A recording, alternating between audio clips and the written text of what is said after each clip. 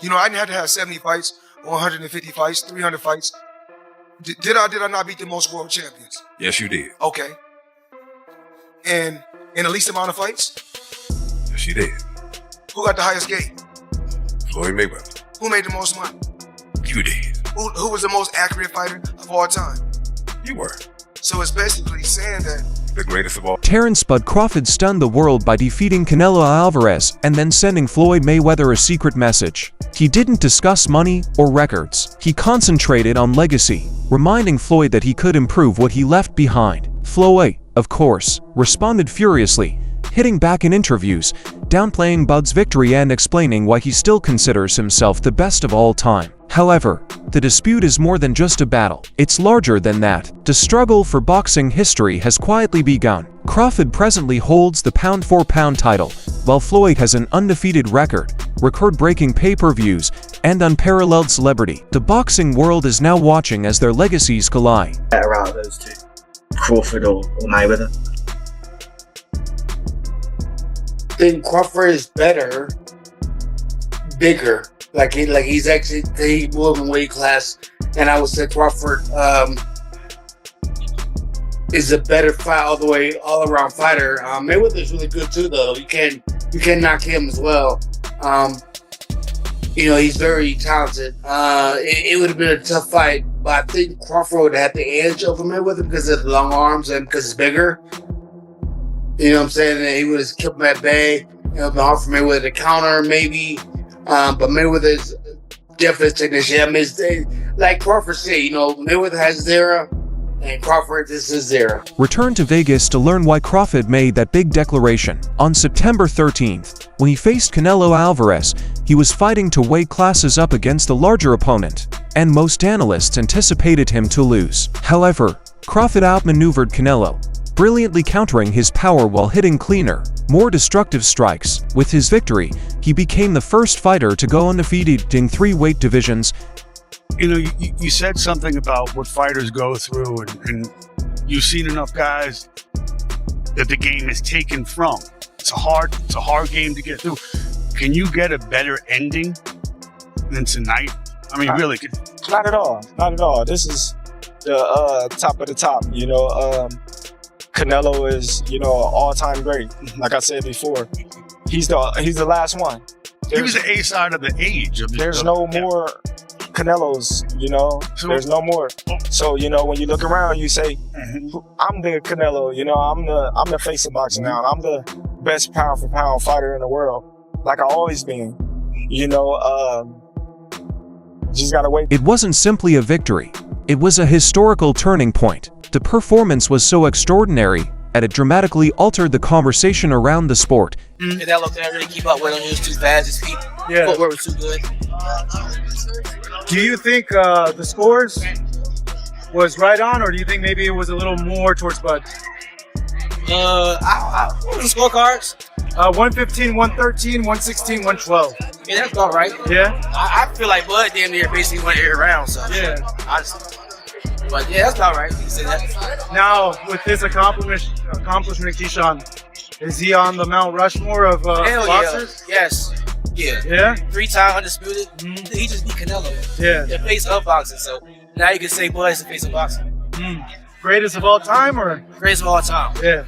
I don't feel like it can never be one great, but he definitely one of the greatest of all time, for sure. Fans weren't simply debating whether Bud was the best in his weight category. They started wondering if he was better than Floyd. That's when the tensions rose. Floyd's entire brand was built around being unbreakable, the ultimate Money Mayweather character. However, Crawford's unquestionable skill has called Floyd's legendary reputation into question.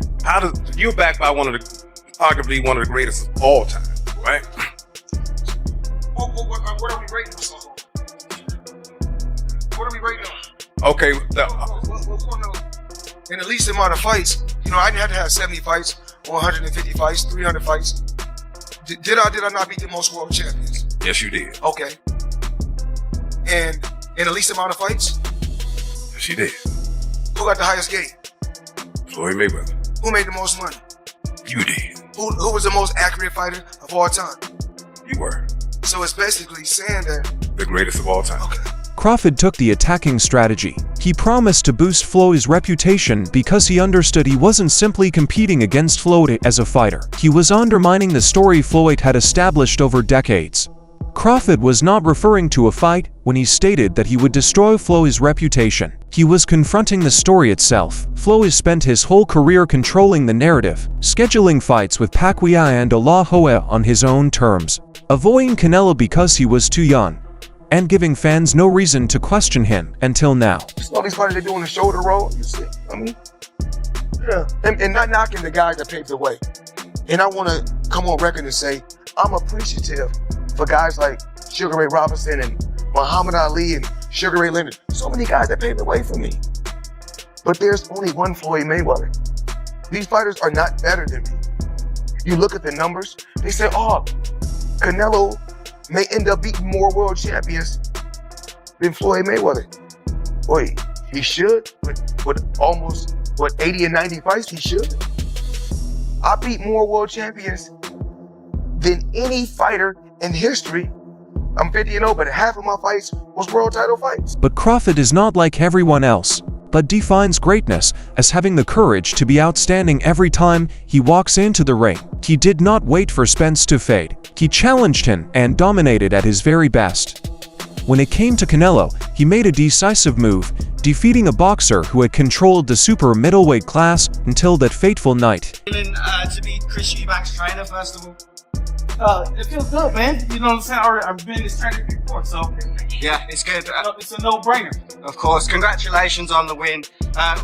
What's your first reactions to Crawford's victory? One of the greats of this era, right?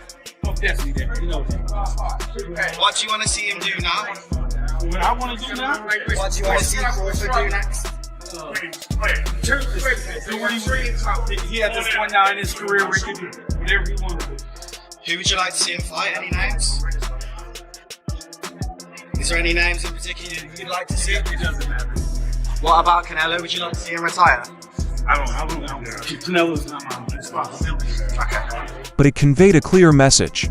I'm the man who is willing to take risks that no one else would. That's what people will remember when they compare our legacies side by side. How were you so emotional afterwards? Is it that you just realized everything that you achieved, the moment just hit you then? Yeah, for sure. Like, it's just, the history, behind the sport is everything that, I trained for my whole life. It all was, coming out that one night. That was all paying off.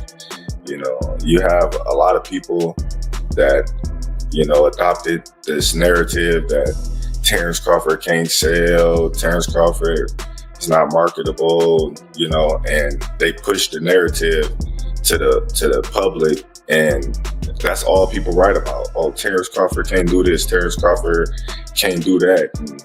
But any one of Terence Crawford fights, you see a sold out crowd, but they wasn't talking about that. They was talking about how, marketable I'm not, and that kind of was hurting my career because, a lot of people was looking at me and said, oh yeah, they said he's not marketable. Or they said he's not, don't have a personality, things like that, because I didn't want to do things their way. I didn't want to put on a show. I didn't want to disrespect my opponents when they wasn't disrespecting me. Right. I wasn't, I'm not a guy that, wear jewelry for no reason. Just the things that I didn't want to do that they wanted me to do. They go out there and say, oh, well, they lost money on me. It's just crazy though to see me headline, not one of the largest attending fight in American history. Crawford believes that making a legacy entails more than simply remaining undefeated.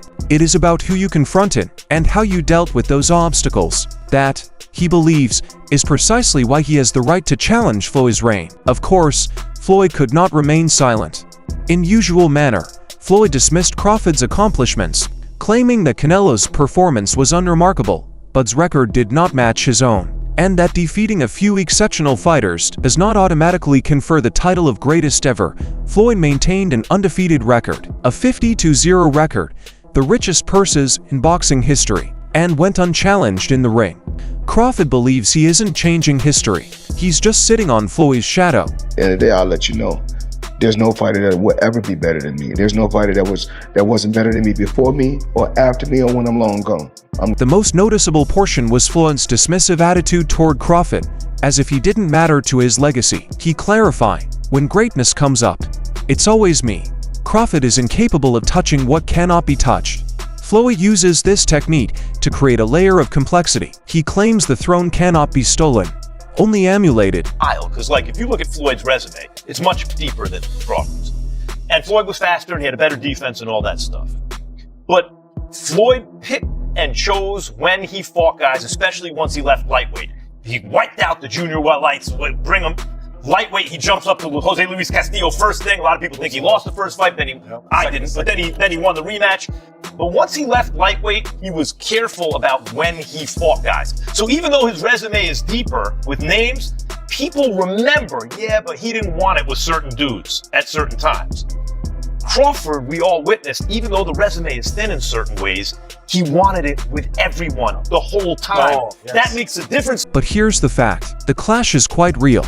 Floyd's legacy was founded around perfection. 50 victories, 0 defeats, never faltering, conquering every task. He dominated the pay-per-view market and built boxing into a billion-dollar company. To be honest, when I set my sights on doing something and I know what I'm capable of, it's not like a surprise to me. It's a surprise to y'all because y'all didn't believe me. You know, but for me, I knew I could do it. And I believed that I could do it. I just needed the opportunity. Terence, when did you know that you were going to beat him? Over here on your left. When he signed the contract. He seemed to focus mostly on body punches, and you were hitting him in the head a lot. Was it your reach that gave you the advantage? It was everything. You know, he wasn't hitting the body or anything. He was hitting my elbow because I was blocking it. But, you know, I think I was the better man in life. At the heart of this legacy conflict is a struggle between safety and danger, profit and grandeur, fear and courageous ambition. Or the fight, the Crawford-Canelo fight, and you had a Cavs hat on. This time you've got a GOAT hat on. Is that how you're feeling? I know it says Muhammad Ali, but is that how you're feeling about Bud's performance, about his whole career? Yeah, I'm definitely feeling that way, man. Greatest all time, man. You gotta give it to him. You gotta give it to him. You gotta give it to his coaches. Not just me, Saul Red, Bernie, Chet, nutritionists. You know, everybody played a part. Canelo said he's way better than Mayweather. What do you think to that? With Terence? Yeah. Oh, of course. Of course. Floyd will always claim, "I claim to be the most intelligent and bravest." Crawford's statements, on the other hand, had a profound impact on Floyd, who values his legacy more than financial gain. They were saying that if he beats Canelo, it could put him as even the greatest of all time. What does that put him in the all-time list, man? At least top 10. At least yeah, top 10. 10 or top 15, yeah. Easily, you know? There's guys that we may not know of or heard of, like Henry Armstrong. Simultaneously, he was 3 divisions carrying all 3 weight divisions at the same time. Which performance was better? I don't like to compare them, but Crawford or Mayweather's over Canelo. Like it's just different. It's just different styles, different looks, you know? But the punching, the output that he was giving Canelo definitely gave him the win. Keep in mind that Floyd only behaves like way when he perceives a genuine threat. Crawford is currently doing more than just winning fights. He commands respect and admiration. Crawford presently has the pound-for-pound title. He is the fighter that defeated Canelo despite considerable misgivings, earning acclaim as one of the best ever from experts, legends, and rising stars alike. What's needed if we gotta put the 5 up? Who's 5? Robinson is the grill. Who? Sugar Ray Robinson. That's grill. I didn't even see that. I YouTube them, nigga. I YouTube. He on YouTube. Check YouTube. Nah, it's like this. He was bun. Sugar Ray Robinson is bun. No, you wasn't. We're not saying this fact. Listen, it's like this. It's like this. It's like Robinson had these balls. It has, but I'm saying. And Sugar Ray Robinson didn't even know how to pick his hands up. Hold up, it's like watch this. him fight Jake LaMotta. He was hitting that nigga with non-stop hooks. But you're not counting like this. That's like saying Will Chamberlain. That's like saying Will Chamberlain is not that. If you dominate in the era where you're doing shit that nobody does in the era, nobody was doing that. Will Chamberlain, did they have a 3-point line? No. Oh, I don't want to hear about him. He scored 100 points. It don't matter what he did. 100 of these, nigga. 100 of these. That's ass. Nah, you gotta stop it. Furthermore, Crawford understands how to create an effect with data. His Netflix bout sold out arenas, generated global buzz, and drew one of the largest audiences in boxing history since Mayweather met Pacquiao. This is the situation, guys. No one has ever been a 4-division champion in boxing. Not a real one. Oh, Pacquiao won 8 and Oscar De La Hoya won 11 and this one won 15. No, I'm talking about Ring Magazine champ or lineal champ. You are the champion of that division. Forever, the record was 3 by Henry Armstrong. Manny Pacquiao was the first dude to really win 4. Floyd gets credit for 4 for beating Canelo, but that wasn't at the junior middleweight limit. I don't count that. I don't count that.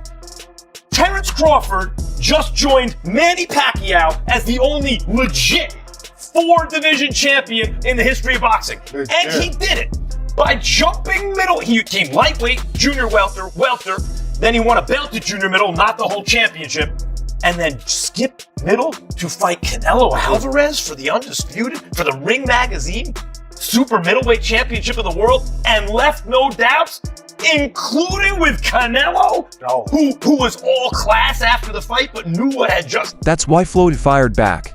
Not because Bud insulted him, but because Bud had entered an area Floyd thought was impenetrable. Bud currently holds the pound-for-pound title, as well as the headlines and pay-per-view buzz. For the first time since retirement, no one knows how Floyd will respond. Everyone wants to know if Bud is really on his level. But here's a twist. Crawford is not chasing Floyd. He's always regarded him as one of the all-time greats, trained in his shadow, and acknowledged Floyd's influence on his career. He has never needed Floyd's permission or approval to succeed. That is what differentiates his success. Bud's message was not about pursuing fame or securing a fortune. Bud's message emphasized the necessity of taking risks, showing courage, and pursuing goals rather than striving for perfection. Crawford recognizes that fighting Floyd would not benefit his career.